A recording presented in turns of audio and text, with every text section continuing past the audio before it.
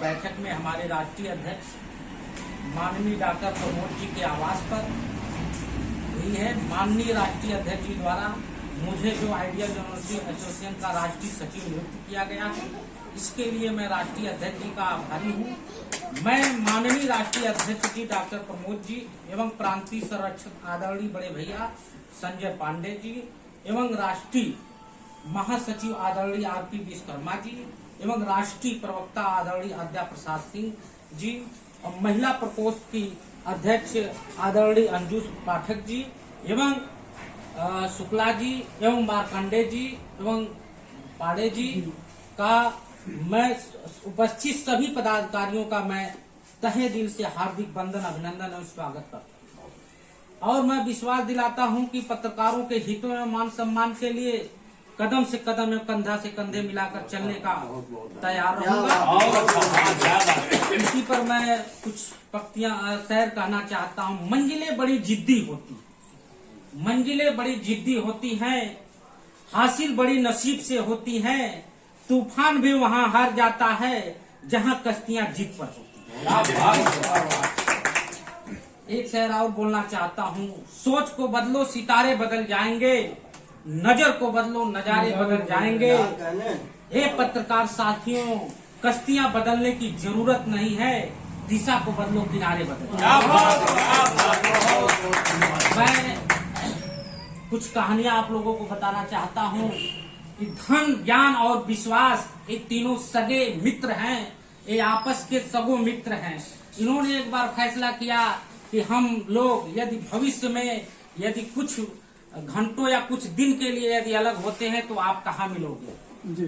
तो धन से पूछा गया कि आप कहाँ मिलोगे, तो धन ने कहा कि मैं बैंकों, तिजोरियों, डाकखाना और परसों में मिलूंगा। ज्ञान से पूछा गया कि आप कहाँ मिलोगे, ज्ञान ने बोला कि मैं विद्यालय, कॉलेजों, स्कूलों, पाठशाला में और लोगों में भी मिलूंगा। लेकिन विश्वास से जब पूछा गया तो आप कहाँ मिलोगे, विश्वास ने कहा कि मैं बिल्कुल एक बार मिलूंगा, लेकिन यदि चला जाऊंगा तो फिर कभी नहीं। राष्ट्रीय अध्यक्ष जी के बाड़ी और शब्दों को मैं सुनकर बहुत प्रभावित हुआ हूँ। मैं इसी के साथ अपनी बाड़ी पर विराम देता हूँ। जय हिंद। छिपा हुआ है आपके अंदर, वो बड़ा काबिल तारीफ है। वो चला आ रहा है परंपरा, आपने देखा, और किसी उसकी आवश्यकता नहीं है। अब देखिए, मैं आपको आज के चीफ गेस्ट के रूप में जो हमारे बीच में मेरे अनुज आए हैं, हरिओम सिंह स्वराज जी, तो कितना समय निकाल करके आए हैं, ये भी सोचना होता है। आदमी कहीं जाता है मित्रों ना, तो बड़ा समय निकाल के आता है। आप लोग भी कहीं आए होंगे तो कोई मैनेज करना पड़ता है टाइम को बहुत मैनेज करके तब जाके आदमी कहीं जाता है, चार काम रोक करके तब जाता है।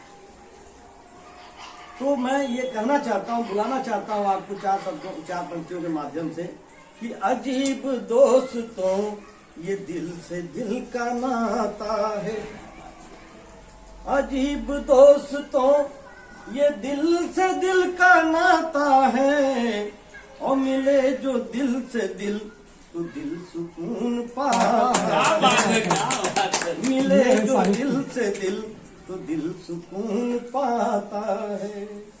और तमाम गर्दिशें, तमाम झंझटें हो चाहे मेरे जीवन में, और आपका प्यार तो बरबस ही खींच लाता है। तो बरबस ही खींच के आए हैं आप। मैं समझता हूँ प्यार है हम लोगों से, और हम लोगों को भी उतना ही प्यार है। तो मैं चाहता हूँ कि हरिओम जी अपनी दो शब्द के माध्यम से अपनी बातों को रखें, और मैं बहुत ही आशीर्वाद और बड़ी विनम्रता के साथ आपसे निवेदन करूंगा। धन्यवाद।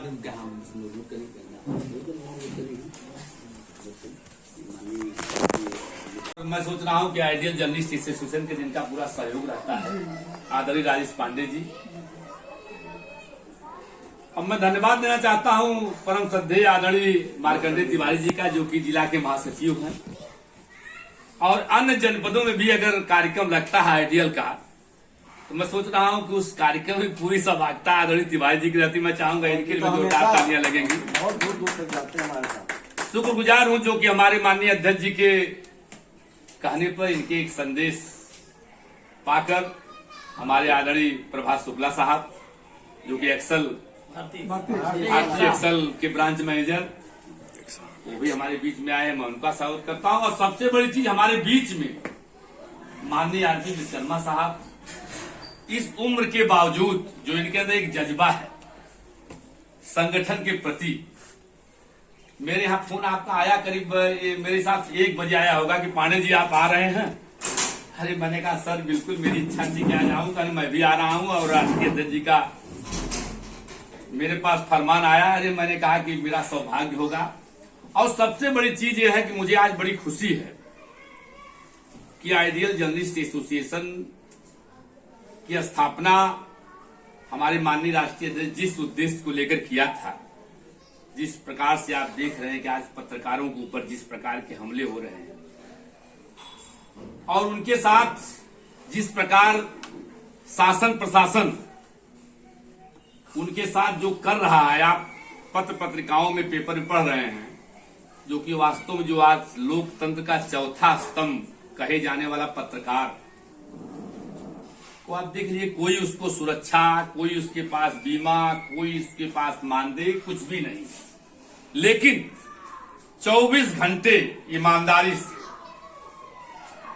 वह पत्रकारिता करता है, न्यूज को कलेक्ट करता है, न्यूज को कलेक्ट के बाद वो मुख्यालय भेजता है, वही समाचार दूसरे दिन निकलता है, जो कि हमारे देश की, प्रदेश की, जनपद की जनता पढ़ती है। लोगों में अवेयरनेस, एक जागरूकता होने का काम करता है।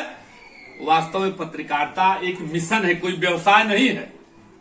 देश की आजादी में पत्रकारिता की महत्वपूर्ण भूमिका रही है। गरीबों, मजलूमों, शोषितों, वंचितों की आवाज को अगर उठाने का किसी ने कार्य किया है तो पत्रकार ने किया है।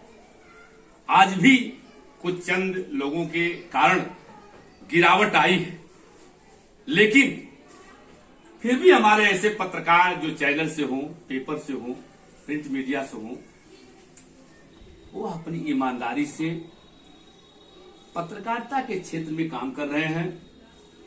और ऐसे लोगों को मैं सलाम करता हूं।